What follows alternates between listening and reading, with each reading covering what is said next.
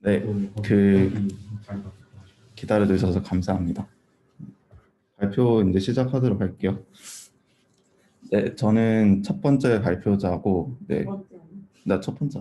그러니까 오늘의 첫 번째, 네, 오늘의 첫 번째 발표자인데 김유왕이라고 석사과정 중에 있습니다. 제가 오늘 발표드릴 논문은 NERF라고 하는 논문인데요. 우리 랩 사람들은 많이 들어봤을 단어라 생각합니다.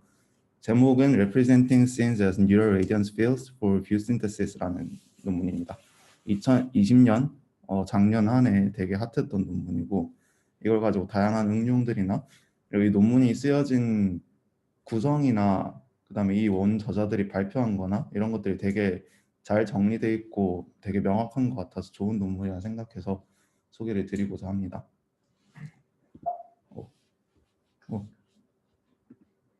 네. 일단 이 논문에서 해결하고자 하는 태스크가 뭔지부터 설명을 하고 넘어가도록 하겠습니다. 여기서 하고자 하는 거는 여기 제목에도 적혀 있었는데 뷰 신테시스라는 걸 하고 싶고 그 다음에 이걸 하기 위해서 총 세 가지 문제를 동시에 접근했다고 볼 수 있습니다. 노블 뷰 신테시스, 그다음에 이미지 렌더링, 그리고 씬 레프레젠테이션이라는 문제를 한 번에 해결할 수 있는 뭔가 좋은 방법을 찾아내서 NERF라는 논문으로 소개를 했습니다. 노블 뷰 신테시스라는 태스크는 여기 사진에 나와 있는데 인풋으로 어떤 한 장면에 대해서 여러 장의 샘플된 이미지, 이제 스파스하게 여러 장의 샘플된 이미지를 인풋으로 주면은 그 같은 장면에 있어서 인풋으로 주지 않았던 새로운 뷰에 대한 그 이미지를 만들어주는 것을 노블 뷰 신테시스라고 합니다. 먼저 그러면 씬 레프레젠테이션에 대한 소개부터 하고 넘어가겠습니다. 기존에 저희들이 많이 사용되었던 씬 레프레젠테이션은 디스크리트한 방법들이었습니다. 그래서 여기 픽셀이나 복셀 같이 이런 그리드 형식으로 어떤 장면을 표현하는 방법도 있었고 포인트 클라우드 아니면 메쉬 같은 방법으로 이제 3차원이든 2차원이든 씬을 표현하는 방법들이 있었습니다.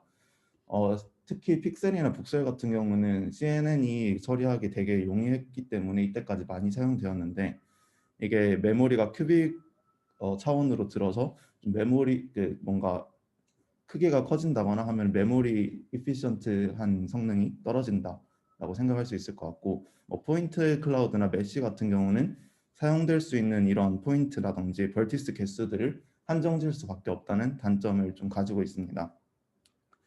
그래서 최근에 조금 각광받고 있는 레프레젠테이션은 컨티뉴어스 펑션을 베이스로 한 MLP 기반 레프레젠테이션입니다. 이게 또 다른 단어로 implicit representation이라고도 불리기도 하는데 좀 더 자세히 설명을 드리면 또 다른 이름으로 coordinate based representation이라고 불리기도 합니다.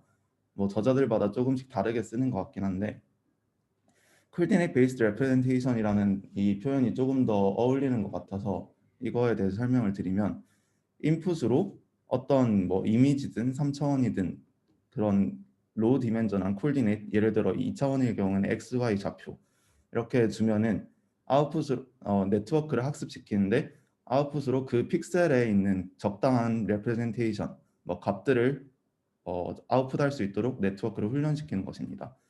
그래서 이것을 조금 잘 설명한 비디오가 있어서 제가 좀 들고 와봤습니다.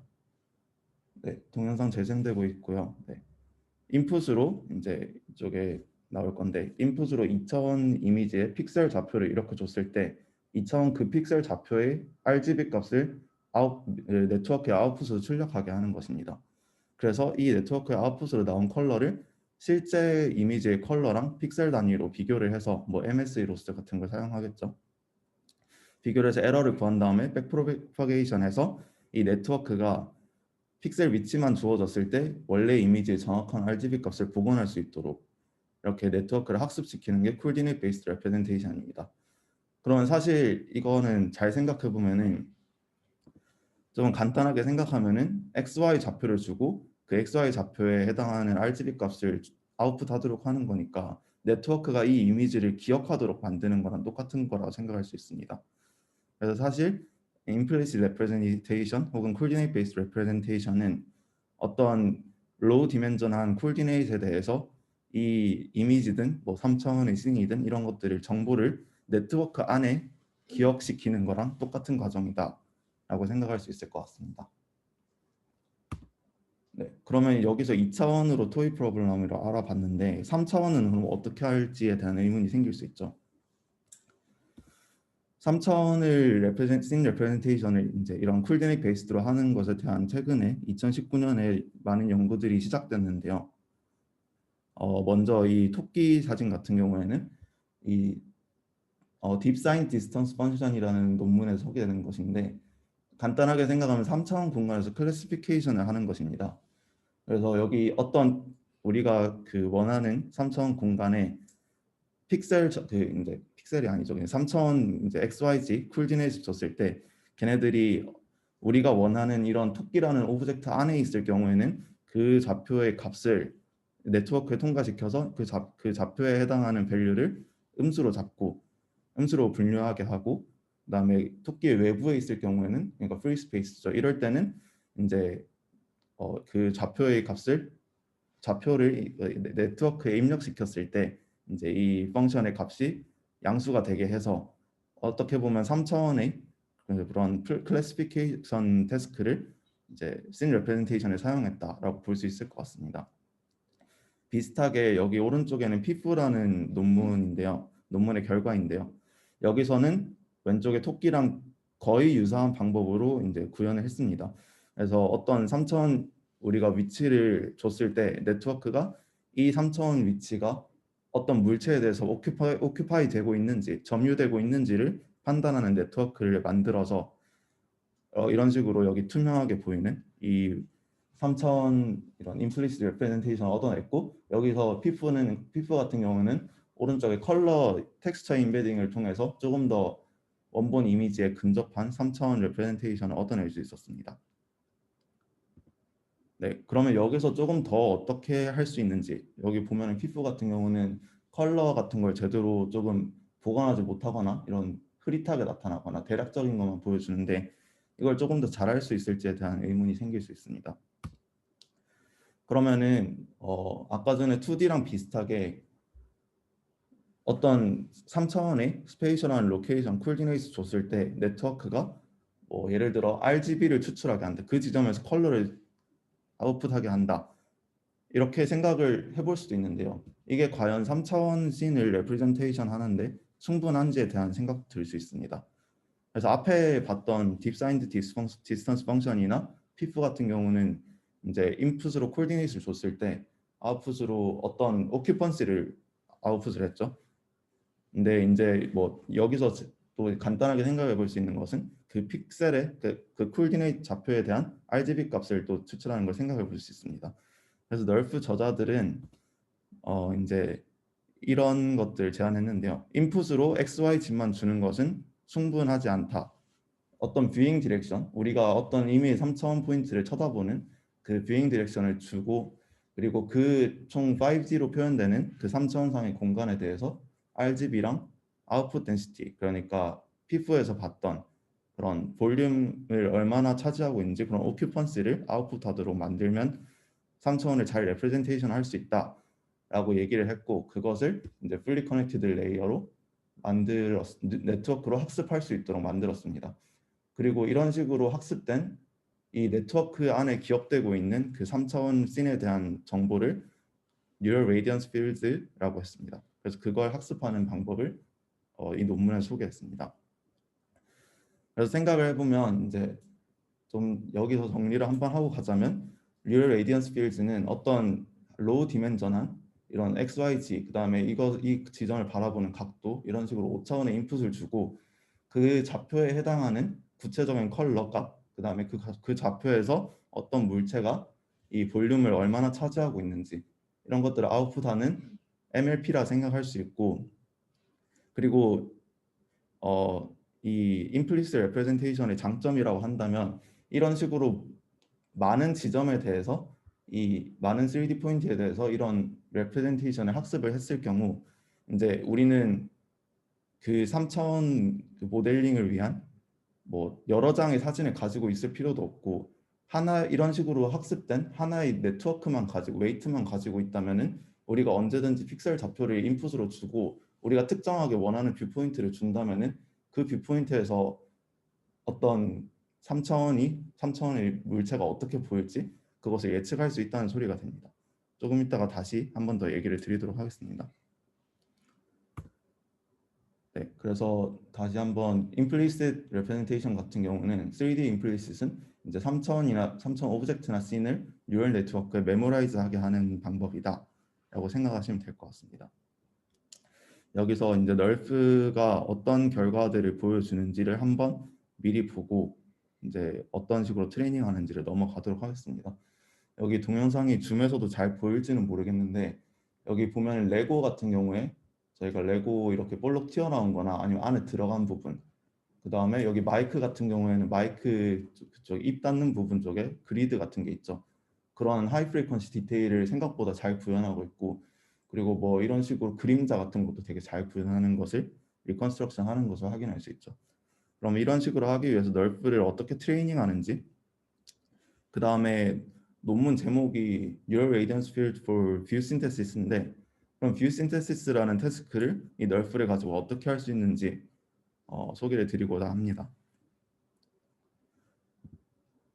네, 그리고 이걸 소개하는 과정에서 조금 클래식한 컴퓨터 비전의 기술들이 좀 사용돼서 그거 먼저 얘기를 하도록 하겠습니다. 네, 지금부터 얘기할 거는 클래식 볼륨 렌더링에 관한 내용인데요. 네, 일단은 여기 뭐 다양한 정보들이 보이는데 볼륨 렌더링을 하기 위한 태스크 중에 볼륨 레이캐스팅이라는 태스크가 있습니다.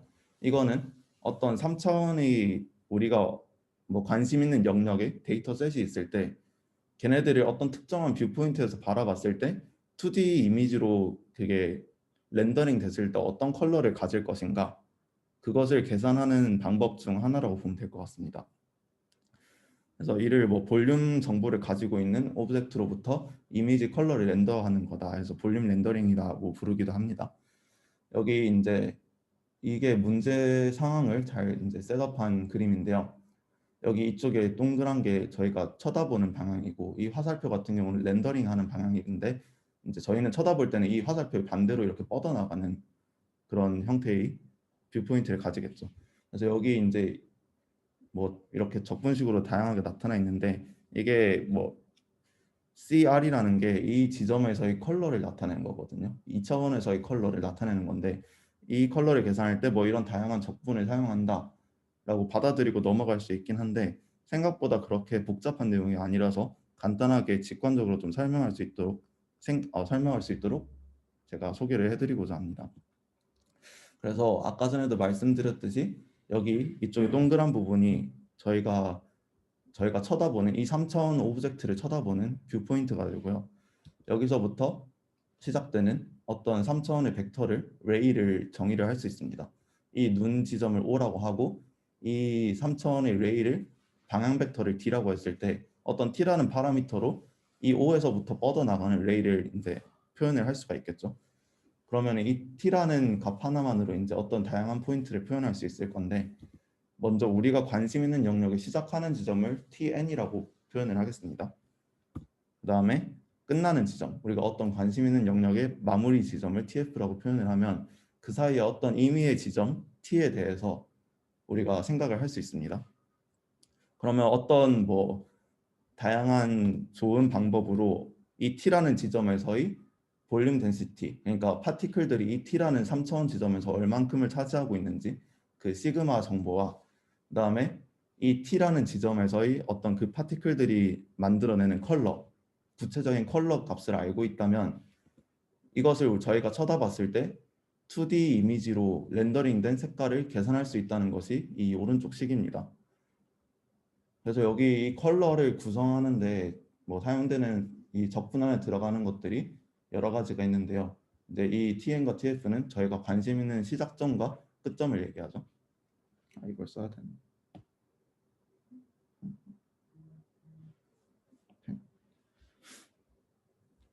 네, 시작점과 끝점을 얘기합니다.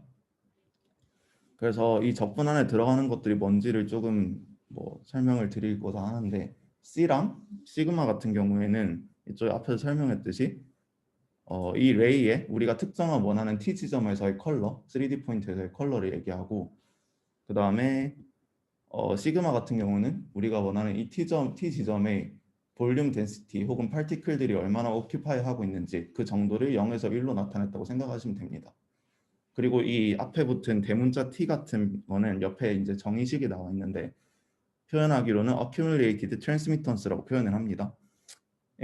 직역을 해보자면은 누적된 투과율이라고 생각을 해볼 수 있는데 어떤 의미냐 하면 여기 옆에 exponential term 안에 어떤 시그마라는 거를 이 우리가 원하는 tn 지점에서부터 특정한 t 지점까지 적분을 해서 계산을 할 수 있다는 것을 알 수 있습니다. 그러면은 exponential 마이너스 x 그래프를 좀 생각을 해보면 이런 식으로 그려지겠죠. 그럼 여기서 이 안에 어떤 값이 이 시그마라는 것을 우리가 원하는 구간만큼 적분한 이 값이 커지면 커질수록 t라는 값은 줄어들게 됩니다. 그러면 이 t라는 값을 누적된 트랜스미턴스 투과율이라고 했는데 이거를 우리가 이 t라는 지점에서 이것을 계산을 했을 때 이 앞에 우리가 관심 있는 3차원 영역에 이 앞에 얼마만큼 많은 물체들이 얼마만큼 많은 파티클들이 가로막고 있는지 그것을 나타내는 척도라고 보면 될 것 같습니다. 그래서 이 예를 들어서 이 앞에 뭐 정확한 예시를 들긴 힘든데 이 앞에 그냥 뭐 불투명한 물체들이 많이 앞에 가로막고 있었고 저희가 그것을 이 뷰포인트를 통해서 이렇게 쳐다봤다고 생각하면은 여기 앞에 있는 것들은 볼륨 덴시티가 다 1에 가까울 거고 그거를 이 거리만큼 누적했을 때 익스포넨셜 텀 안에 들어가는 값이 많이 커지기 때문에 트랜스미턴스는 낮아지게 되겠죠. 그러니까 우리가 쳐다보는 방향으로 앞에 어떤 특정한 지점 앞에 얼마만큼의 물체가 가로막고 있냐 그로 인해서 얼마만큼 그 물체가 잘 보이냐를 나타내는 척도라고 생각하면 될 것 같습니다.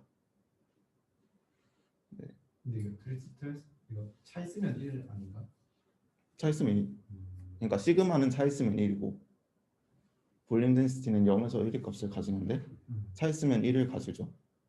그래서 1을 가진 물체가 우리가 원하는 t 지점 앞에 많을 경우에는 누적해서 이쪽에 익스포넨셜 텀 안에 넣어보면 t가 엄청 작아지게 되니까 트랜스미턴스 혹은 트랜스페런시 투명도가 낮다라고 생각할 수 있겠죠. 마찬가지로 여기 앞에 차 있는 물체가 거의 없다. 시그마가 0이다 하면은 이걸 아무리 더해도 0에 가까울 것이니까 트랜스페런트는 1이니까 그러면은 이 뒤에 있는 3차원 컬러의 값이 그대로 2차원 컬러에 투영된다는 소리가 되겠죠. 되게 직관적인 생각이죠. 앞에 공기가 있다 하면은 이제 뭐 이 3차원 공기가 있다가 이제 뭐 예를 들어 스크린의 컬러가 거의 그대로 저희 눈에 보이는 거랑 똑같은 거죠. 그래서 이런 식으로 볼륨 렌더링이라는 거는 이 3차원 포인트가 가지는 컬러랑 덴시티 이걸 사용해서 계산된 트랜스미턴스 이걸 사용하면 2차원 컬러를 리컨스트럭션 할 수 있다라고 하는 게 이제 볼륨 레이캐스팅에서 얘기하고자 하는 바입니다. 그래서 이제 실제로는 저희가 이 TN과 TF 지점 사이의 모든 T를 알 수는 없기 때문에 저희가 사용하는 방법은 샘플링이죠. 그래서 이건 아까 전에 봤던 그 장면을 위에서 쳐다본 그 뷰인데요.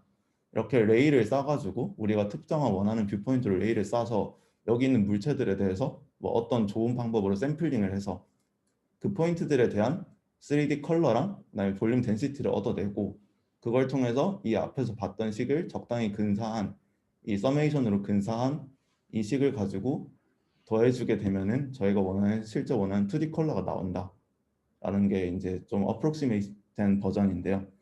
여기서 실제 그거랑 조금 다른 점은 여기 안에 들어가는 시그마 이 볼륨 덴시티에 관한 텀입니다. 이 볼륨 덴시티에 관한 텀을 컨티뉴어스 할 경우에는 그대로 사용을 하는데 이렇게 어프록시메이션 했을 때는 이런 식으로 익스포넨셜 텀 안에 넣어서 사용을 하거든요. 여기서 델타 같은 경우는 우리가 여기 샘플링한 잘 보이나? 샘플링한 여기 사이의 간격을 델타 i라고 표현을 합니다. 그래서 이거는 뭐 사실 그냥 그 인테그랄과 거의 똑같은 효과를 주기 위해서 넣은 거라 생각하시면 되고요. 근데 이거 그래프들을 생각을 해봤을 때 y는 x랑 y는 1 마이너스 익스포넨셜 마이너스 x 그래프를 그리면 이런 식으로 보이거든요. 그러면 사실 뭐 두 개 값 차이는 있겠지만은 경향성은 어느 정도 비슷하다는 걸 생각할 수가 있어요. 그래서 보면은 이 실제 3000 컬러 앞에 곱해지는, 이거 왜 안 보이지? 3000 컬러 앞에 곱해지는 이 앞에 어떤 개수들이 있는데, 이것도 디스크리트한 경우도 마찬가지인데, 저희는 이거를 가리켜서 이 3000의 특정한 지점, 이 지점이 예를 들어 CI라는 컬러를 가졌다. 필기가 난리가 났네요. 네, CI라는 컬러를 가졌다. 그러면 이 컬러, 빨간색이 이 실제 2D 이미지에 얼마만큼 색깔에 컨트리뷰션 할 수 있는가를 표현하는 컨트리뷰션 웨이트라고 생각할 수도 있습니다. 여기까지 설명을 했으면 되게 이제 어느 정도 물리적으로 직관적으로 이해가 될 거라 생각을 합니다. 이 T라는 것은 트랜스페런시를 나타낸 것이고, 아이고, 네, 좀 필기가 이상하네요. T라는 것은 이 3000 포인트 앞에 얼마만큼의 물체가 가로막고 있냐, 이거를 나타낸 트랜스페런시를 나타낸 거고, 이 안에 있는 1-X 익스포넨셜 이거 같은 경우는 볼륨을 얼마나 그 3000 포인트에서 차지하고 있는가. 그러면은 예를 들어 이 앞에가 공기였는데 우리가 원하는 특정한 T, 이 제가 표시한 이 빨간색 이 지점이 거의 투명하다. 그러면은 그쪽에서 컬러를 가지고 있다고 해도 실제 2D 렌더링 되는데 컬러의 컨트리뷰션이 크지 않겠죠. 이 부분이 많은 파티클들이 차지하고 있지 않으면 그 뒤에 만약에 다른 더 꽉 차 있는 어떤 공간이 있다. 그럼 그 컬러가 더 많은 컨트리뷰션을 하게 될 겁니다. 그래서 그런 식으로 생각하면은 2D 컬러는 3000 컬러의 웨이티드 썸이다. 웨이티드 썸인데 그 웨이트를 트랜스페런시랑 이런 볼륨 덴시티로 줄 수 있다. 이 정도 생각하고 넘어가시면 될 것 같습니다. 근데 지금 거기 앞에 웨이트 부분에서 네, 저 TI하고 1- 익스포넨셜 그 두 개가 곱해져서 웨이트를 하고 결국엔 CI가 칼라인데 칼라를 웨이티드 썸 하는 거잖아요. 네네, 디스크릿 버전에서. 네, 그게 썸 투 원이 돼야지 웨이트가 그래야지 익스펙테이션이 돼서 약간 기대되는 칼라가 나오지 않나? 네. 그래서 그 널프 저자들이 이것을 사용하기 위해서 샘플링 할 때 이 컨트리뷰션 웨이트를 노멀라이즈해서 얘들이 얼마만큼의 그죠? 프로버빌리티로 컨트리뷰션 할 수 있는지 그것을 이제 그 분포를 구해내서 그 분포에 맞게 더 샘플링을 그 분포 위주로 더 샘플링을 한다, 이런 방법을 나중에 제안을 합니다. 그래서 그 부분에 대해서 조금 이따가 소개를 드리려고 합니다. 아, 네. 네, 그래서 이 정도 볼륨 렌더링 내용을 알았으면 널프 트레이닝 과정을 이해할 수 있을 것이라 생각이 드는데요. 널프 트레이닝 과정은 총 이렇게 많은 과정으로 이루어져 있습니다. 그래서 여기 예를 들어 그 레고로 된 포크레인 사진을 가져왔는데요. 트레이닝 할 때 인풋으로는 이 저희가 특정하게 원하는 뷰포인트랑 그 다음에 그 뷰포인트에서 바라본 3000 물체를 바라본 이 2D 이미지를 인풋으로 넣어줍니다. 그리고 아까 전에 앞에서 얘기했던 이 로우 디멘전한, 뭐 5D가 로우 디멘전인지는 되게 주관적일 것 같은데요. 어쨌든 그 컬러랑 그 볼륨 덴시티보다는 로우 디멘전이다 생각할 수 있겠죠. 그렇게 5D 인풋, 그러니까 어떤 특정 레이를 따라서 특정되는 그 5D 인풋 포지션 이런 것들 넣어줬을 때 이 컬러를 렌더해서 그것의 오차를 계산하는 방법입니다. 먼저 뷰포인트 셀렉션이나 레이 컴포지션 같은 경우는 어떤 원점이랑 그 원점에서의 쳐다보는 방향 벡터 DO랑 D만 정의를 해주면은 이 레이가 특정하게 정의가 되겠죠. 그럼 이건 이런 식으로 구현해낼 수 있고, 그다음에 이 레이를 따라서 좋은 샘플들을 얻어내야 됩니다. 근데 이 좋은 샘플들을 얻어내는 방법이 어떻게 해야 적절하게 뭐 문제 상황에 맞는 3D 포인트를 어떻게 얻어낼 수 있는가를 고민을 할 수 있는데요. 그래서 저자들은 하이라키컬 볼륨 샘플링이라는 이제 기법을 제안을 합니다. 일단은 뭐 3000 포인트를 레이에 따라서 샘플링하는 방법에 여러 가지가 있겠지만 랜덤하게 할 수도 있고 아니면 뭐 똑같은 간격으로 뭐 앵글을 샘플링할 수도 있고 한데 이게 과연 효과적인지 생각을 해봐야 됩니다. 근데 예를 들어 여기 앞에 포크레인 앞에 이 프리 스페이스들 있잖아요. 공기로 가득 차 있는 부분. 이 부분을 아무리 많이 샘플링 해봤자 의미가 없겠죠. 컬러가 실제로 있는 부분을 많이 샘플링 하는 게 훨씬 더 이미지 퀄리티에 도움이 될 겁니다. 그래서 그러면 이렇게 우리가 집중하고 싶은 부분에 어떻게 임포턴트 포인트를 어떻게 조금 더 많이 샘플할 수 있는가, 네, 그것에 대한 게 하이어라키컬 볼륨 샘플링이라고 생각하면 될 것 같습니다. 이 과정은 두 가지 스텝으로 이루어지는데요. 콜스 투 파인 매너로 이루어집니다. 그래서 하이어라키컬이라 부르고요. 이제 좀 식이 있는데 첫 번째 콜스 과정에서는 저 레이를 똑같이 NC개의 구역으로 나눕니다. 그리고 그 NC개에서 각각 포인트를 하나씩 뽑아요. 그럼 총 NC개의 포인트가 나오겠죠. 이것을 뭐 저자들은 스트래티파이드 샘플링이라고 이제 한글로 얘기하면 층화적 뭐 추출 뭐 이런 거 얘기하던데, 그냥 어떤 전체 그 셋을 이제 겹치지 않게 중복되지 않게 나눠서 거기서 하나씩 샘플을 뽑는 방법을 얘기합니다. 그래서 여기 NC개의 포인트를 뽑을 수 있습니다. 근데 NC 여기 C 같은 경우는 콜스 스텝이라서 C라고 붙었고, 나중에 파인 같은 경우는 NF가 되겠죠. 어쨌든 NC개의 포인트를 뽑아서 걔네들을 먼저 앞에서 봤던 그 fully connected 네트워크 거기다가 인풋으로 넣어줍니다. 그래서 이제 그러면은 아웃풋으로 아까 전에 시그마랑 이 볼륨 덴시티인 시그마랑 그다음에 컬러가 나온다고 했는데, 이 NC개에 대해서 이 시그마랑 컬러를 뽑아낼 수 있겠죠 처음에. 그러면 걔네들을 사용해서 먼저 이 컨트리뷰션 웨이트를 한번 계산을 합니다. 컨트리뷰션 웨이트를 WI라고 할게요. 네. 이렇게 WI를 먼저 계산해서 교수님이 아까 말씀하신 대로 얘네들이 어떤 그 노멀라이즈가 돼야지 뭔가 그 전체 컬러들이 얼마만큼 이제 하나의 컬러에 기여할 수 있는지 그것을 좀 나타낼 수 있겠죠. 그래서 오른쪽에 나와 있듯이 이것을 전체 그러니까 NC개에 대해서 구해낸 웨이트들을 다 이제 노멀라이즈를 해서 어떤 일종의 probability distribution을 만들 수가 있게 됩니다. 그러니까 그 NC개의 포인트들이 각각 최종 컬러에 얼마만큼의 확률로 기여를 하는지, 얼마만큼의 확률로 반영이 되는지 이런 식으로 노멀라이즈를 해서 디스트리뷰션을 만들게 되고, 그러면은 이쪽에 이런 식으로 예시가 있는데요. 저기 하얀색 점들이 NC개의 포인트고, 그 NC개의 포인트들에 대해서 이런 식으로 아이고 네, 아이패드가 별로 안 좋나 보네요. 네, 웨이트를 구할 수가 있는데, 그럼 이 웨이트들을 노멀라이즈해서 어떤 이런 probability 디스트리뷰션을 만들 수 있습니다. 그러면 우리가 여기서 조금 더 그 의미가 컬러 컨트리뷰션을 하는 포인트들을 더 샘플링하고 싶은 건데, 그러면은 이 probability 디스트리뷰션을 고려한 샘플링 방법이 도입이 돼야 된다는 소리가 되겠죠. 그래서 도입하는 것이 인버스 트랜스폼 샘플링입니다. 이거 같은 경우는 이제 통계 쪽에 나오는 내용인데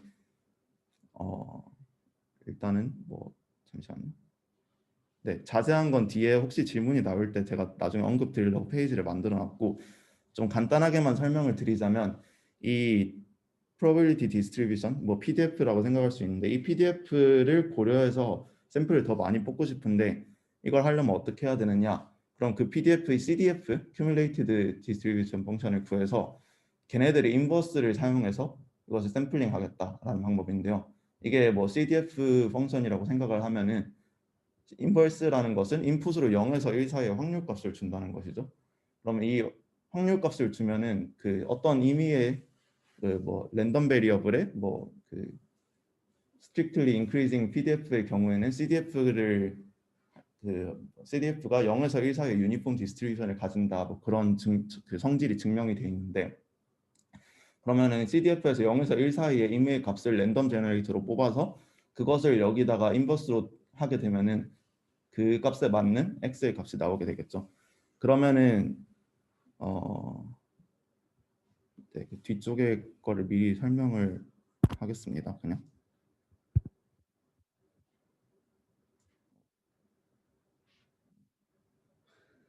잠시만요. 네, 뒤쪽에 그 제가 서플리멘터리로 넣어놓은 걸 미리 설명을 드릴게요. 다시 해야지. 다시 공유해야 되겠다. 네, 이 인버스 트랜스폼 샘플링을 제가 좀 필요할까봐 따로 만들어놓은 슬라이드인데요. 이런 probability 디스트리뷰션이 있을 때 얘네들이 CDF를 구하고 CDF를 인버스 취한 걸 이렇게 그려볼 수가 있겠죠. 그러면은 여기 위에 증명이 나와 있는데 이건 되게 간단하니까 나중에 자료 보고 해보실 분들 해보시면 되고, 어떤 x라는 랜덤 베리어블이 컨티뉴어스하고 스트릭트리 인크리징 하는 CDF를 가질 때 이 CDF는 0에서 1 사이에 유니폼 디스트리뷰션을 가진다. 그러니까 0에서 1 사이를 샘플링 했을 때 똑같은 확률로 이렇게 매핑이 된다. 뭐 이런 식으로 생각할 수 있는데, 그래서 인버스 트랜스폼 샘플링을 할 때 0에서 1 사이를 랜덤 제네레이트해서 뽑아주게 되면은 여기서 뭐 그림 이 특정한 예시만 봐도 알 수 있겠지만은 이쪽에서 샘플링 되는 애들이 대부분 다 fx에서 여기 높은 확률을 가지는 이 포인트들 위주로 샘플링 된다는 걸 알 수가 있겠죠. 이런 식으로 앞에서 피크가 나온 그 PDF의 경우에는 거의 바로 CDF가 1회 수렴을 하기 때문에 이쪽을 위주로 샘플링 해주게 된다면은 저희가 관심 있었던 높은 확률로 컬러 컨트리뷰션을 하는 그 포인트들 위주로 샘플링을 더 할 수 있다는 의미가 됩니다. 그래서 인버스 트랜스폼 샘플링에 관한 거는 조금 궁금하신 분들은 더 찾아보시면 될 것 같습니다. 다시 원래 발표로 돌아가서 그리고 이 인버스 그 트랜스폼 샘플링 같은 경우에는 이제 파티클 필터링이나 이런 프레임워크나 샘플링 기반의 어떤 그 뭐라 그럴까 그 서치라고 해야 되나 옵티미제이션이나 샘플링 기반의 옵티미제이션이나 그 서치 그런 쪽에서 되게 많이 쓰이는 테크닉이라서 알아두면 좋아요. 네, 그렇습니다. 좋은 샘플링 기법입니다. 네, 그래서 이런 인버스 트랜스폼 샘플링을 통해서 이제 파인 과정에서는 총 NF 개의 샘플을 뽑아내요. F는 이제 파인에서 나온 거고, 그러면 저희가 가지고 있는 포인트들이 처음에 콜스 과정에서 NC개를 뽑았고, 두 번째 파인에서 조금 더 이 컬러 컨트리뷰션을 많이 하는 포인트들 NF개를 뽑았잖아요. 그러면은 총 NC 플러스 NF개 두 개를 합쳐가지고 다 써서 새로운 네트워크, 파인 네트워크에 통과를 시킵니다. 그래서 똑같이 아까 전에처럼 시그마랑 C 값을 얻어내요. 그러면 여기서 이제 네트워크 두 개를 쓰는 건데, 똑같은 성능이 똑같은 구조의 네트워크를 두 개를 써서 첫 번째 네트워크는 러프하게 NC개의 포인트를 뽑아서 컬러 컨트리뷰션을 계산하고 그거를 프로버빌티 디스트리뷰션 얻어내는 역할이다 라고 보시면 될 것 같고, 두 번째 네트워크 파인 네트워크는 앞에서 얻어낸 애들을 가지고 조금 더 컬러 컨트리뷰션을 많이 하는 애들을 더 뽑아서 걔네들과 이전에 뽑았던 샘플들, 그래서 총 NC 플러스 NF개를 사용해서 실제 이제 볼륨 덴시티랑 컬러를 얻어내는 네트워크다 라고 생각을 하시면 될 것 같습니다. 그래서 이런 식으로 두 가지 스텝으로 이루어져 있기 때문에 하이어라키컬 볼륨 샘플링이라고 부릅니다. 네, 그런 식으로 적절한 5D 인풋 샘플을 얻었으면은 이제 MLP에다가 이제 파인 네트워크에다가 총 NC 플러스 NF개의 샘플을 통과를 시킵니다. MLP 스트럭처를 잠시 볼 건데요. 간단하게 되게 총 9개의 fully connected 레이어를 사용했고 뭐 렐로 액티베이션을 사용했습니다. 여기서 좀 특이한 점은 저희가 인풋으로 5D 이제 쿨디네이트 정보를 가지고 있다고 했는데 실제로 그걸 처음부터 5차원을 다 넣어주는 게 아니라 XYZ 이제 콜디네이트 정보 세 가지만 먼저 통과를 시킵니다. 8개의 fully connected 레이어 동안 이 3D 콜디네이트 정보만 통과를 시켜서 아웃풋 볼륨 덴시티, 이제 볼륨 덴시티 정보 시그마를 먼저 뽑아내고, 그 다음에 이거랑 그쪽에서 나온 피처 벡터랑 그 다음에 저희가 갖고 있는 나머지 두 가지 정보, 그 뷰잉 디렉션, 그거를 합쳐가지고 하나의 fully connected 레이어에 통과를 시킵니다. 그렇게 했을 때 RGB 컬러를 이제 아웃풋하게 하는데요. 왜 굳이 이런 식으로 나눠서 하는지에 대한 얘기가 또 나옵니다. 이거를 얘기하기 위해서 논 람벨시안 이펙트라는 게 있는데요. 람벨시안 이펙트라는 게 뭔지를 먼저 얘기하면은 간단하게 어떤 물체를 저희가 바라봤을 때 람벨시안 이펙트라는 거는 보는 각도에 상관없이 컬러나 반사율이 동일하다 라고 얘기하는 게 람벨시안 이펙트인데, 논이면 그 반대겠죠. 여기 동영상에서 보이듯이 이 물 색깔 같은 경우 보는 각도에 따라서 저희가 어떤 한순간에 캡처했을 때 보는 각도에 따라서 이 물 색깔이 밝아졌다가 어두워졌다가 하는 것을 되게 자연적인 현상이죠. 이거는 어떤 반사율을 적당히 가지는 물체들이 다 가지는 현상인데, 이거를 구현하기 위해서 굳이 앞에서 8개의 fully connected랑 1개의 fully connected로 나눠서 인풋을 넣어줬다고 생각할 수 있을 것 같습니다.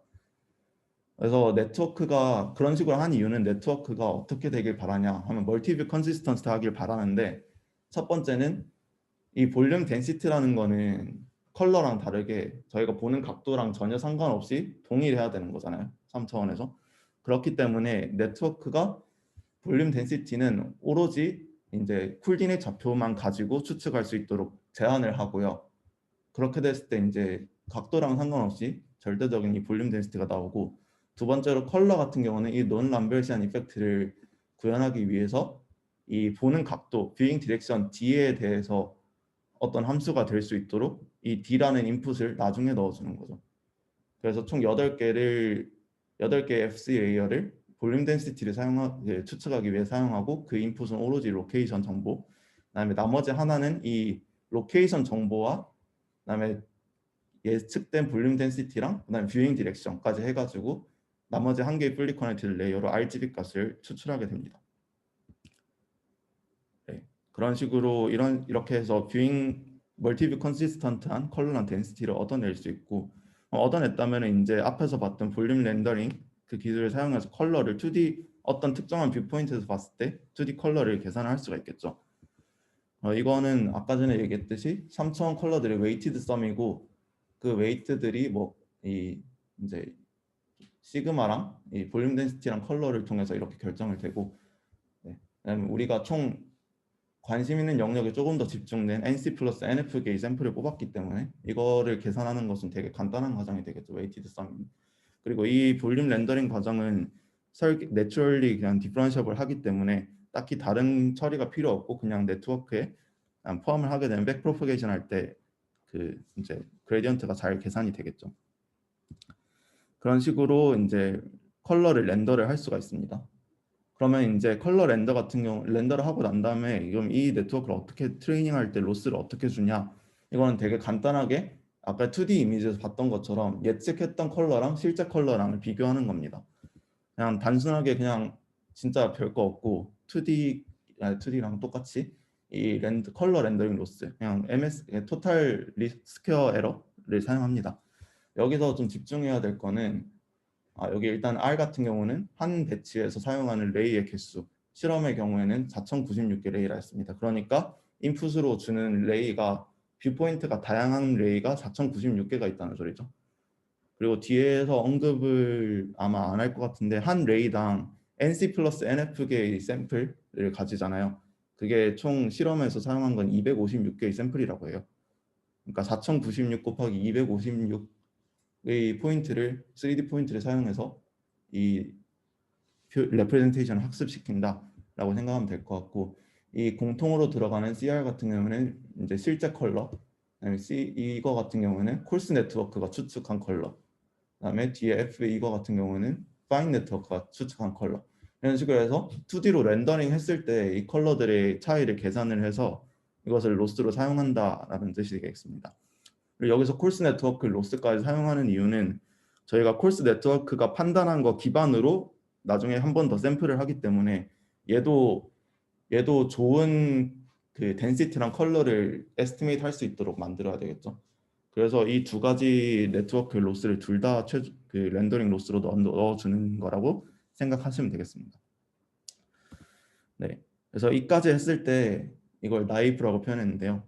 널프의 결과를 보면 이렇고 왼쪽과 같고, 그다음에 실제로 출판된 널프의 결과를 보면은 오른쪽과 같습니다. 근데 이게 줌에서 잘 보일지는 모르겠는데 이 하이 프리퀀시 디테일이 되게 다른 걸 알 수 있어요. 예를 들어서 여기 이 에어컨 나오는 창살 같은 거, 이런 것들이 있어서 이때까지 했던 방법으로만 보면은 잘 구현하지 못하고 이 컬러 같은 거 아니면 이파리 같은 거 사이사이 이런 하이 프리퀀시 디테일을 놓치고 있는 경우가 많은데, 저자들은 이런 현상에 대해서 이 5D 그 뷰잉 디렉션이랑 3D 콜디네이트, 이 5D 인풋을 그냥 아무 처리 없이 MLP에 넣어주는 것은 이제 컬러나 지오메트리에 있어서 하이 프리퀀시 바리에이션을 잘 표현하지 못한다라는 말을 했고, 이게 다른 어떤 연구와 동일한 선상에 있다라고 얘기를 했는데, 그 논문은 ICML 2018년에 발표된 이제 이런 논문인데, 이 논문에서 얘기하는 것은 한 줄로 요약하자면 딥 뉴럴 네트워크가 그 로우 프리퀀시 펑션을 먼저 배우고 그거에 바이어스 되는 성질을 가지고 있다라는 것을 주장한 논문입니다. 근데 이쪽부터 나올 내용은 이것만 해도 이제 이 널프 저자들이 이 현상을 발견하고 또 논문 한 편을 썼기 때문에 너무 길어질 것 같아서 간단하게만 언급을 하고 넘어갈게요. 그래서 저자들은 이렇게 5D 인풋을 바로 MLP에 넣는 게 별로 좋지 않다라는 현상을 발견을 하고 어떻게 했냐, 포지셔널 인코딩이라는 걸 도입을 합니다. 이 단어를 트랜스포머 쪽에서 많이 보신 분들이 계실 건데, 트랜스포머에서는 그 토큰들의 위치 정보를 인베딩하기 위해서 이걸 사용을 했는데 어떻게 보면 비슷한 개념이라 생각할 수도 있겠지만 사용되는 좀 맥락이 좀 다릅니다. 일단은 앞에서 봤던 2D 이미지의 경우에 Implicit Representation 토이 프로블럼을 보면은 이걸 단순하게 XY 좌표만 넣어서 RGB를 추측하게 하면은 여기 가운데 보이는 이 흐릿한 게 아웃풋이 됩니다. 트레이닝 과정 동안. 근데 실제 이미지는 이렇고요. 그냥 여기서 하이 프리퀀시 디테일을 다 놓치고 있는 게 보이죠. 그래서 어떤 적절한 포지셔널 인코딩이라는 전처리 과정을 거치면 이게 어느 정도 하이 프리퀀시 디테일을 잘 보관할 수 있다라는 게 오른쪽에 결과가 됩니다. 그럼 포지셔널 인코딩이 뭐냐? 이게 좀 뭐 식이 좀 있는데 간단하게 얘기하자면은 저희가 인풋으로 주는 5D의 로우 디멘전한 그 인풋을 어떤 하이 프리퀀시 펑션을 통해서 조금 더 하이 디멘전한 스페이스로 매핑을 한 다음에 네트워크로 통과시키면은 이 실제 이미지나 뭐 그런 데이터들이 갖고 있는 하이 프리퀀시를 좀 더 잘 표현할 수 있다라는 게 포지셔널 인코딩인데요. 여기서 저자들은 뭐 자기들은 휴리스틱하게 발견을 했다고는 하는데 이런 식으로 사인 코사인 같은 다양한 주파수를 가질 수 있는 이런 펑션에다가 인풋 P, 이제 아까 5차원 그 정보겠죠. 인풋 P를 이렇게 매핑을 한 다음에 이 매핑을 한 뒤에 네트워크에 이 똑같은 네트워크에 통과를 시켰을 때 훨씬 더 하이 프리퀀시 정보를 잘 표현한다 라고 얘기를 합니다. 여기서 L 같은 경우에는 이 사인 이쪽에 차수죠. 이게 3D 포지션에 대해서는 10개를 사용했고 컬러에 대해서는 4개를 컬러래 뷰잉 디렉션에 대해서는 프리퀀시 4개를 사용을 했다고 해요. 근데 이걸 왜 이렇게 이 프리퀀시 개수를 다르게 했냐라는 분석은이나 이유는 얘기는 하지 않았는데 제가 생각해 보기로는 아무래도 이미지나 그런 거 볼 때 컬러에서 오는 하이 프리퀀시 컴포넌트보다 이런 아까 전에 반복되는 패턴들 있잖아요. 그 에어컨 창살이라든지 뭐 이파리 사이의 간격이라든지 이런 반복되는 패턴들이 있는, 그러니까 지오메트리에 의한 하이 프리퀀시 컴포넌트가 컬러에 의한 하이 프리퀀시 컴포넌트보다 많기 때문에 이런 식으로 줬다라는 게 제 생각입니다. 뭐 이거에 대한 분석은 저자들은 얘기는 하지 않았습니다. 네, 그래서 아까 전에 MLP 그림을 봤을 때 좀 의문을 가지신 분들이 있을 수도 있는데 여기 인풋을 줬을 때 60, 60, 24 이런 식으로 저희가 사실 5D 준다 했는데 왜 60이랑 24가 이렇게 있냐라는 생각을 가질 수도 있어요. 그래서 이거는 포지셔널 인코딩을 통해서 차원을 늘려서 인풋을 줬다라는 소리가 되고요. 여기 60인 이유는 XYZ 좌표가 있는데 그게 3개인데 그러면 한 좌표에 대해서 총 20개로 하이 디멘전하게 증강을 해서 매핑을 해서 보냈다는 소리고요. 여기 D 같은 경우에는 뷰잉 디렉션이 세타 파이라고 계속 표현을 했는데 총 24개라고 표현이 돼 있죠. 근데 여기 컬러의 뷰잉 디렉션에 대해서는 주파수를 4개를 썼다고 돼 있는데 그러면은 두 개의 그 인풋에 대해서 이런 식으로 맵 포지션을 인코딩을 하면은 16개밖에 안 나오거든요. 근데 왜 24개냐? 그러면은 이게 논문이 조금 이상한 점이 나와요. 여기서 계속 논문 내내 5D 인풋이라고 했는데 사실상 여기 논문 잘 읽어보면은 이 뷰잉 디렉션을 세타 파이로 안 주고 칼테시안 뷰잉 디렉션 벡터를 사용했다 했거든요. 칼테시안이면 직각좌표계인데 직각좌표계로 XYZ로 벡터를 표현했다는 소리예요. 그러니까 앞에서는 주구장창 세타 파이로 얘기를 해놓고 사실상은 뷰잉 디렉션을 줄 때 3차원으로 줬다. 그러니까 세 개의 파라미터를 사용했다. 그 소리가 되겠죠. 뭐 그게 나쁘다는 소리는 아닌데 왜 그 앞에서 계속 5D라 해놓고 실제로는 칼테시안을 썼으면서 왜 계속 5D라 했는지는 의문입니다. 근데 아마 그 칼테시안 그게 사실 생각해보면 그 세타 파이로 뭐 칼테시안을 다 표현할 수 있으니까 뭐 그렇게 쓴 것 같기는 해요. 그래서 어쨌든 네, P가 노멀라이즈 돼 있나? 돼 있는 건가? 네, 포인트 노멀라이즈 한 다음에 네, 어쨌든 그래서 이런 식으로 포지셔널 인코딩을 했을 때 조금 더 좋은 결과가 나온다. 그래서 이거를 발견하고 저자들이 거의 바로 똑같은 저자들이 Fourier Features라는 논문을 써요. Fourier Features Network Run High Frequency. 그래서 이런 2D나 3D에 대해서 implicit representation이 있을 때 얘네들의 인풋을 그대로 넣어주기보다는 어떤 Fourier 피처, 아까 전에 봤던 사인, 코사인 이런 orthogonal한 베이시스를 사용을 해서 하이 프리퀀시 도메인으로 옮긴 다음에 이렇게 사용을 하면은 조금 더 하이 프리퀀시 디테일을 이 밑에 있는 로우처럼 잘 보여준다라는 게 포지셔널 인코딩에 관한 내용이었습니다. 이거는 관심 있는 분들 더 찾아보시면 좋을 것 같고요. 이거 뉴럴 탄젠트 커널이나 이런 논문들이랑도 연관이 있어서 네, 읽어보면 좋을 것 같습니다. 어쨌든 전체 트레이닝 과정이 이런데 포지셔널 인코딩을 넣어주는 게 훨씬 더 좋은 널프 트레이닝 과정이 된다라는 것을 얘기를 했고요. 네, 그래서 이제 뭐 트레이닝 과정 설명할 건 다 지났고 이제 결과들에 대한 얘기만 빠르게 하고 넘어가겠습니다.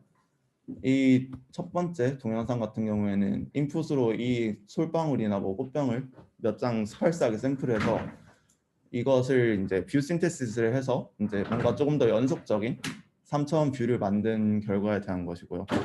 그다음에 두 번째 이 영상 같은 경우는 앞에서 네트워크가 잘 추정만 한다면은 이 시그마 볼륨 덴시티라는 걸 잘 추정을 하게 되겠죠. 근데 그 시그마라는 것을 또 어떻게 생각할 수 있냐?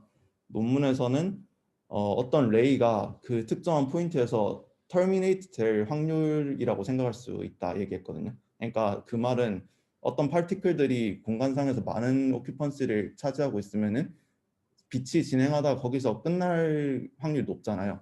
그거를 잘 얘기했다고 생각하면 될 것 같습니다. 그럼 그 시그마를 잘 예측을 한다. 레이가 얼마 정도의 터미네이팅 할 걸 예측을 한다. 그럼 뎁스 에스티메이션에 당연히 응용될 수 있겠죠.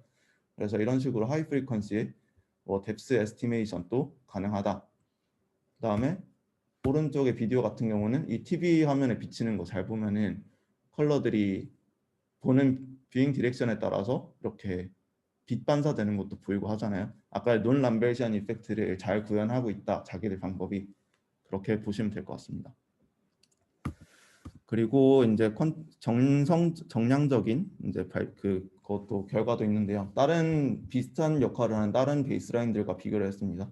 뭐 이거 각각에 대한 논문도 다 좋은 논문들인데 뉴럴 볼륨 같은 경우는 이제 조금 제약 사항이 있는 게 저희가 관심 있는 물체랑 구분된 그 물체가 없는 배경 정보가 따로 필요하다라는 단점이 있고요. LLFF 같은 경우에는 그 문제 상황 자체가 되게 특수한 상황만 고려를 하거든요. 그 앞에서 바라본 포워드 베이싱 뷰에 대해서만 이 뷰 신테시스를 수행하는 특별한 데스크입니다. 그래서 여기서 오른쪽에 보면 알 수 있듯이 포워드 베이싱 하는 데이터셋에 대해서는 어떤 특정한 LPIPS라는 지표에 대해서 LLFF가 널프보다 조금 더 좋은 성능을 보여주는 거 알 수 있죠. 여기 PSNR이나 SSIM 같은 경우에는 이건 뭐 시그널 투 노이즈 레이셔니까 더 잘 보곤 했냐? 그럼 높으면 높을수록 더 좋은 지표라고 보면 될 것 같습니다. SSIM 같은 경우에는 이미지가 얼마나 뭐 시뮬러리티를 가지냐를 잘 매저하는 매트릭이라 생각할 수 있고 LPIPS 같은 경우에는 이것도 참 서플리멘터리 있는데 얘기를 하겠습니다. 이 제가 발견한 건데 제가 발견한 게 아니고 찾아낸 그래프인데 제가 발견했으면 여기 안 있겠죠. 어쨌든 그 리컨스트럭션을 잘하는 거랑 사람들이 이 이미지가 비슷하다 혹은 뭐 잘 퀄리티 좋게 리컨스트럭션 됐다 하고 하는 것들이 실제로 그렇게 잘 얼라인 되지 않는다는 결과가 어느 정도 몇 년 전에 발견이 됐어요. 그래서 이런 간극을 좀 해결하고자 이제 사람이 이미지가 비슷하다고 생각하는 것과 어떻게 그런 매트릭을 어떻게 만들 수 있을지 그것에 대해서 이제 피처 스페이스 상에서 퍼셉추얼 로스랑 비슷하게 이제 이미지 패치 간의 시뮬러리티를 비교하는 매트릭이라 생각하시면 되겠습니다. 그래서 LPIPS는 이제 이 값이 낮으면 낮을수록 이 이미지가 퍼셉추얼하게 아니면 뭐 피처 도메인 상에서 그렇게 조금 더 비슷하다라고 생각을 하시면 될 것 같아요. 그래서 대부분의 경우에는 널프가 더 좋은 성능을 보이는데 이런 포워드 페이싱 하는 LLFF와 같은 셋업을 가지는 데이터셋에 대해서는 LLFF가 조금 더 좋은 성능을 보인다. 이런 결과가 있고요. 이거를 이 뷰 신테시스 한 결과를 조금 보여주는 결과입니다. 네. 마이크 같은데 보면은 그라운드 소스 하이 프리퀀시가 엄청 높은데 럴프 같은 경우는 아직까지 하이 프리퀀시가 그렇게까지 많이 높지 않잖아요. 네.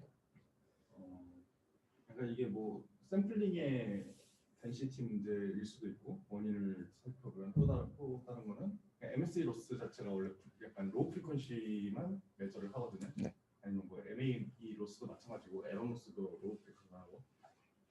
그래서 만약에 퍼스츄얼 로스를 저기다가 LPIPS를 직접 미니마이제이션 하는 형태로 하면은 성능이 더 개선될 수가 있을 것 같은데 이제 제가 권명희 학생한테도 얘기를 했었는데 4,000개나 샘플링을 하면 메일 액션을 그 중에 일부는 예를 들어서 3x3이나 5x5, 7x7 이런 식으로 패치 샘플링을 할 수 있지 않을까? 그렇죠. 그러면은 거기서 이제 샘플링된 그 칼라드를 패치 형태로 만들고 그러면 퍼스츄얼 로스 바로 매저할 수 있잖아요. 그치. 그러면은 약간 엄청 조금 어드밴스드한 그런 뭐랄까 언스트럭처드된 약간 그 프로젝션 스페이스에서의 퍼스츄얼 로스를 재는 약간 그런 루럴 렌더링을 할 수가 있을 것 같다는 생각이 드는데.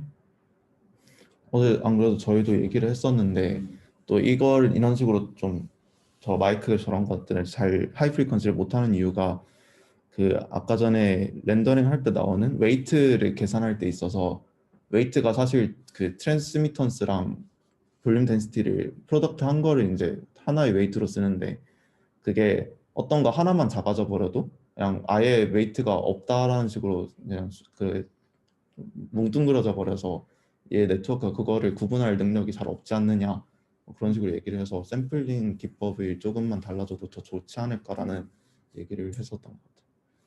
그것도 맞는데 예를 들어서 그 펑션 쉐입 지금 익스포넨트 약간 포화송 디스트리뷰션을 가정한 거죠. 저기 어떤 그 어라이벌 타임이 맞아. 이렇게 익스포넨셜리 디크리징 한다라는 그거를 펑션으로 표현을 하는데 그거가 좋냐? 그냥 인버스 하는 게 더 좋지 않을까? 그건 휴리스틱스인데 뭐 그런 거를 좀 고려를 할 수도 있을 것 같고 뭐 그거를 바꾼다고 해서 얼마나 컨트리뷰션이 있겠냐마는 그거 말고도 근데 이제 곱하기를 만약에 덧셈으로 바꾼다거나 다른 아리스메틱스로 바꿨을 때 좋은가? 그건 좀 다른 얘기인 것 같아요. 왜냐면은 일단 물리적으로 곱하기를 쓴 이유는 엔드 게이트를 구현하려고 하는 거잖아요. 이것도 만족시키고 이것도 만족해야지만 컬러가 살아남는다.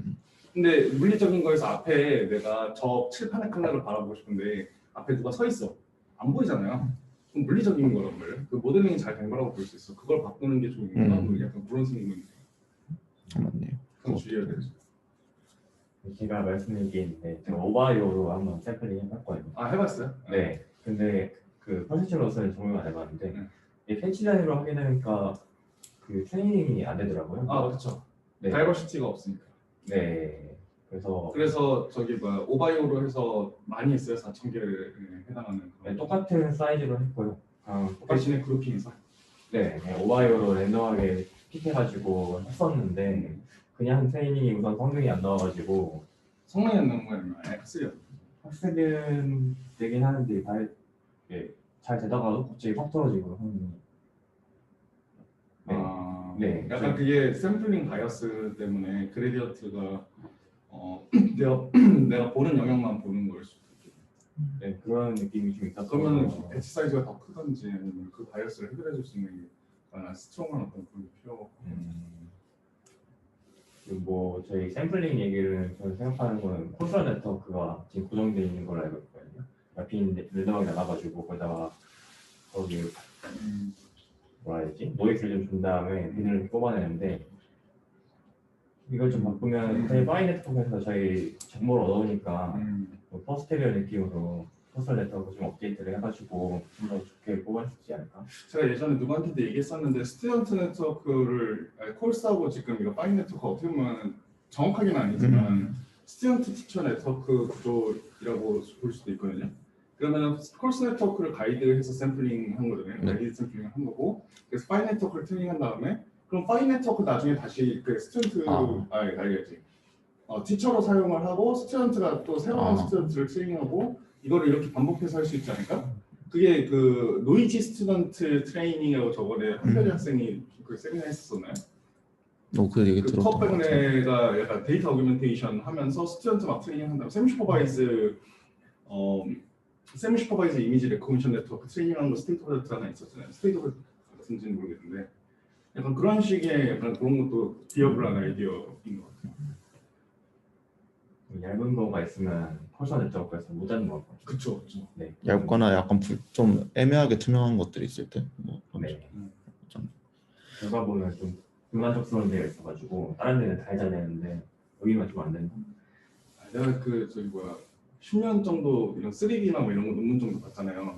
근데 저거 결과 보고서 난 불만족스러운 과거에 너무 안 됐었기 때문에 그 정도 나온 거 자체가 나는 너무 서프라이징하고 야, 이 정도만 나와도 대박이다라는 생각을 하는데 불만족스러운 아니 그럴 수도 있겠다. 이거부터 시작한 사람은 아직도 생각하는데 근데 좋은 거예요. 왜냐면 저는 이제 기존에 있었던 것과 지금 저 결과의 갭이 너무 크기 때문에 약간 압도된 그런 거가 오버캠된 게 약간 없지 않아 있었는데 학생들의 관점에서 이거부터 보니까 뭔가 구린데 이렇게 시작을 하니까 네. 좋은 거죠. 그러니까 아직까지 물이 좀 남았네. 약간 보면 물이 없네.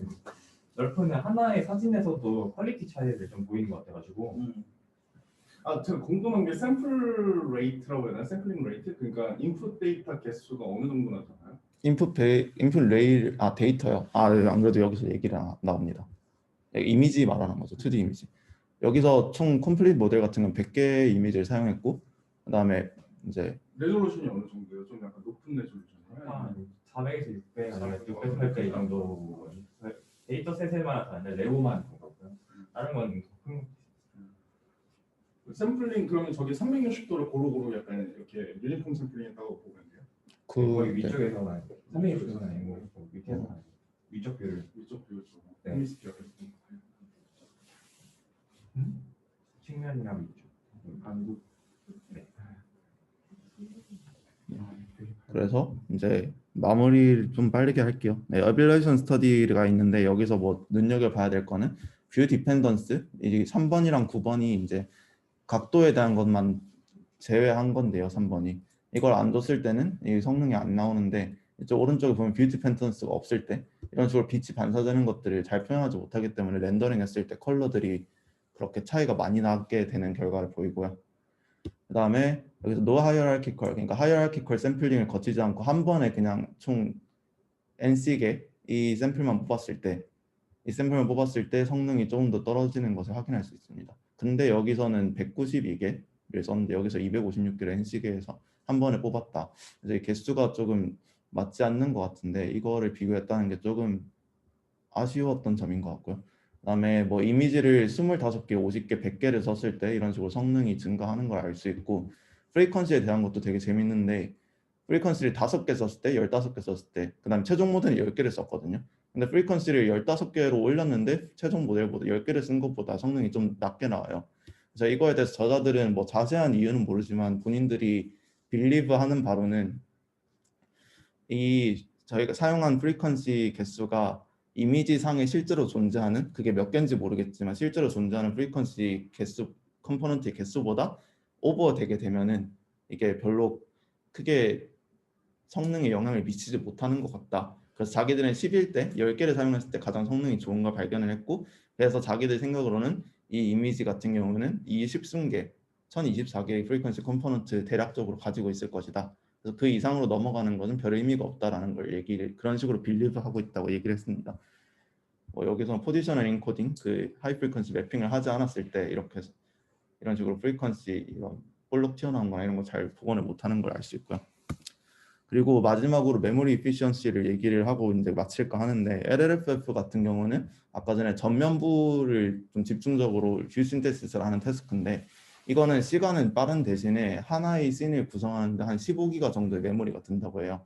근데 널프는 트레이닝 하는데 하나의 3D 씬을 전체적으로 360도로 복원하는데 하루에서 이틀 정도 걸리는데 시간은 훨씬 많이 걸리죠.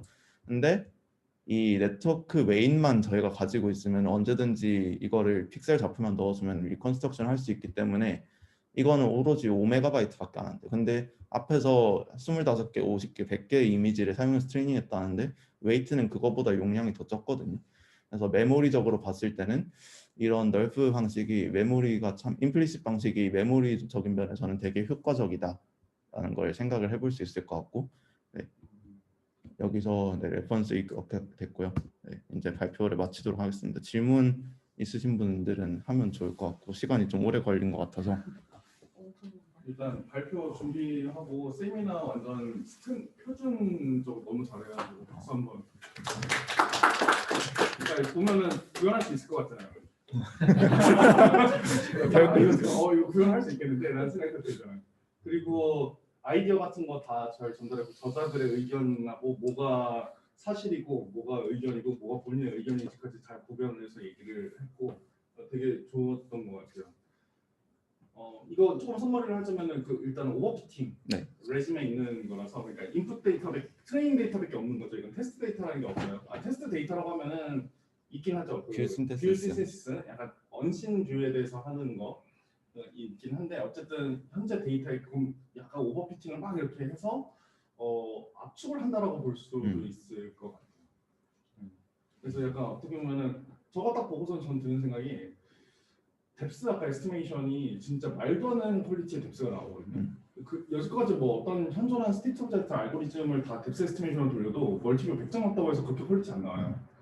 근데 저렇게 나오는 거 보면은 저거를 그냥 사람이 저런 뎁스 레이블링 할 수 없잖아요. 네, 그냥 저게 가장 좋은 슈퍼비전 아닐까 현존하는? 약간 그렇게도 생각이 되는데 저 트레이닝 하는데 지금 하루 이틀 걸린대잖아요. 저 100장 하는데 시간이 좀 걸려서 라지 스케일 데이터를 만드는 건 어려워요. 근데 어떻게 하면 저걸 효율적으로 다양한 데이터에 대해서 적용을 해서 미리 약간 데이터베이스로 가지고 있으면은 조금 그런 뎁스 에스티메이션 네트워크라든지 아니면 어떤 지오메트리를 인퍼런스하는 네트워크를 학습하는 티처로 사용될 수 있지 않을까? 라는 생각도 들고. 근데 인퍼런스 타임은 되게 빠르지 않나? 네, 맞아요. 인퍼런스 타임은 그냥 네트워크에 통과해서 피드 포워드만 하면 돼서. 네, 인퍼런스 타임이 굉장히 빠르기 때문에 그런 실시간 데이터, 온라인 데이터 제너레이션 같은 걸로 생각을 할 수도 있어서 그런 것도 가능할 것 같고. 인퍼런스 20분 걸려요. 인퍼런스 20분 걸려요. 그래? 맞다. 아는데? 네. 볼링 렌더링 하는데. 그 동영상 만드는데. 네. 동영상 만드는데 그럴 수 있죠. 그러니까 그건 여러 뷰를 다 해서 다 해서 합쳐진 만드는 거니까. 근데 하나의 뷰만 렌더링 하는 거는 얼마 안 걸릴 것 같은데. 여러 개 한꺼번에 여러 개 하는 것도 하는 100장 정도밖에 안 만드는데. 네, 근데 한 15분. 100점 정도에 15분. 네. 그러면 한 맞아요. 장에 대강 얼마 계산이 안 되는데? 1.5분, 90초. 900 나누기 100이잖아요. 네? 9초 정도인데 한 장에? 그러면은 빠르진 않네. 조금 느리긴 하네요. 어쨌든. 그래서 FC 레이어가 조금밖에 없는데도 그거 이게 왜 한꺼번에 배치 팍 넣으면은 네, 400, 600이어도 레이가 4096에다가 샘플 샘플링 해야 되고. 인퍼런스 하는데도 인퍼런스 하는데도 맞아 오큐펀시 같은 거를 구하긴 구해야 되니까. 그것도 또 그러니까 그것도 좋은 아이디어인 거예요. 내가 어떤 한 레이를 딱 결정했을 때 거기서 샘플링을 어떻게 가이드를 잘 할지에 대한 네트워크 에이전트를 또 따로 가지고 있으면 굉장히 빠르게 인덱싱할 수 있지 않을까? 그거랑 관련해서 12월 달에 또 같은 저자들이 약간 메타 러닝 쪽 그걸 도입해서 이거의 웨이트 이니셜라이제이션만 잘해줘도 훨씬 더 수렴 속도가 빠르다라고 해가지고 논문이 나왔던 게 있더라고요. 그러니까 그런 식으로 빠르게 학습시키는 거 웨이트 이니셜라이제이션 어떻게 할 건데 뭐 트랜스포 러닝 그러니까 파인 튜닝하는 방법 같은 걸 도입할 수 있고 그다음에 뭐가 있지? 네, 그다음에 뭐 아까 얘기했듯이 샘플링을 빠르게 해서 빠르게 제너레이션 하는 방법들을 보완할 수도 있고요. 그다음에 뭐가 있을까? 하나의 네트워크가 여러 개의 데이터를 커버칠 수 있는 약간 그런 멀티태스크 형태도 고민해 볼 수가 있을 것 같고 굉장히 많은 어떤 형태를 고민해 볼 수가 있을 것 같아요. 그래서 사실 이거는 제너럴라이제이션이나 뭐 픽셀이나 북셀이 할 수 있었던 그런 쪽 영역보다는 그래픽스 쪽에서 이제 어떤 하나의 거를 모델링을 잘하는 거 그런 거에 조금 더 집중한 태스크인 것 같다. 그래서 그런 쪽으로는 또 가능성이 되게 좋은 확장 방향성이 있지 않을까라는 생각이 들고 이미 확장이 2020년에 많이 돼가지고 네. 어쨌든 그렇습니다. 너무 미친 듯이 많이 나왔죠. 네. 논문이 엑셀되기도 전에 많이 나왔고 이 논문 그거 얘기했어요? 베스트 페이퍼 그거 어너러블 멘션인 거. 네, 네, honorable ECCB 2020년에 베스트 페이퍼 뭐 되지는 못했는데 캔디데이트에 올라갔었다. 뭐 그런. 어너러블 멘션이면 베스트 페이퍼예요. 그런 거예요. 어너러블. 어너러블 멘션까지 올라갔으면은 그냥 세컨이에요. 2등이에요. 베스트 페이퍼예요. 저런 거 하나만 가져도 그냥 뭐 서울대 그 교수자를 찔러보고 있어요. 인터내셔널 컨퍼런스에서 1등은 베스트 페이퍼. 1등이 그리고 뭐예요? 베스트 스튜던트 페이퍼가 있고 그다음 베스트 어너러블 멘션이 있어요. 그게 3개예요. 어쨌든 이게 논문이 되게 복잡하지는 않은 것 같은데 되게 물리적인 거나 모델링을 잘했고 그 다음에 되게 사용한 기법들이 하이어키컬 샘플링이라든지 뭐 볼륨 렌더링 이런 것들 되게 잘 사용한 것 같아서 좋은 논문인 것 같습니다. 그리고 발표하는 것도 저자들이 발표하는 게 있는데 그것도 되게 깔끔하거든요. 그래서 되게 마음에 들었던 논문인 것 같아요. 항상 발표 보면은 그 그래픽스 쪽이 이론적으로 간단하냐 그러면 아니거든요. 시오리나 그 매스 같은 걸 굉장히 잘 사용해요. 근데 발표를 보면은 누구나 이해하기 쉽게 굉장히 깔끔하게 잘 정리하거든요. 그거는 본받아야 돼요. 그 그래픽스 커뮤니티. 지금 약간 그래픽스 커뮤니티가 좀 콜랩싱했는데 그 컴퓨터 비전이나 머신러닝에 비해서 옛날에는 그래픽스가 이 세상에 있는 모든 분야를 무시하고 다녔었어요. 물리까지 다 하고 있기 때문에 왜냐면 거기서는 3D 프린팅까지 해요. 그러다 보니까 거의 메터리얼 사이언스도 그래픽스에서 하거든요. 그러니까 과학을 진짜 다 하는 거예요. 근데 그리고 발표도 잘해. 논문도 잘 써. 그리고 결과도 이쁘게 잘 나와. 네, 그래서 되게 약간 에러 감사한 부분이 있었어요. 되게 거만하고 이런 실제로 그런 게 많았었어요. 되게 불편했었는데. 근데 본받아야 돼. 약간 지금 이런 결과 이런 거 지금 발표 같은 구성 같은 거 봐도 그래픽스 쪽 약간 많이 봐서 더 잘 잡을 수 있었던 것 같은데 그런 거 많이 본받는 게 좋고요. 머신러닝 쪽에서 요즘에 머신러닝 쪽에서도 이런 발표 잘하는 사람들이 좀 핫하게 뜨기 때문에 중요해요. 그 영업 스킬 중요하고요. 그리고 오늘 저희 발표 지금 1시간 15분 가까이 걸려서 이걸로 하고서는 저기 좀 스탑을 하고 다음 주로 미뤄야 되지 않을까? 진짜. 형 얼마 정도 걸려요? 뭐 길어야 20분. 이걸 그냥 할까요? 네, 하는 게 제거 되게 간단한 거. 미루면은 괜히 마음의 짐이 맞아. 일주일 동안 다음 주에 저거 있어요. 논문을 몇 장을 찍어야 되나? 엄청 간단하게 준비했는데. 그리고 저기 뭐 이거 일단 끄고서는 전환하고요. 전환하면서 제가 약간 얘기하고 싶은 게 그 전환형 네, 이거 제가 다운받아야 돼가지고 준성이 형 거를. 그 저기 뭐 아까 널프 같은 경우에 아까 데이터셋 제너레이션으로 쓸 수 있지 않을까? 그러면 데이터셋 하나마다 씬 하나마다 NLP 모델 하나씩을 만들어야 되잖아요. 근데 예를 들어서 우리가 저거를 학습하는데 뭐 며칠이 걸리니까 1년 내내 학습을 했더니 결국에는 300개 정도의 씬밖에 우리가 못 얻는 거죠. 근데 적다고 생각할 수도 있는데 그 300개의 씬을 우리가 널프로 각각 모델링하고 있으면은 렌더링 할 수 있는 그 가능성은 굉장히 인피니트하잖아요. 왜냐면은 뷰 포인트도 다르고 뭐 뷰 디렉션 같은 것도 뭐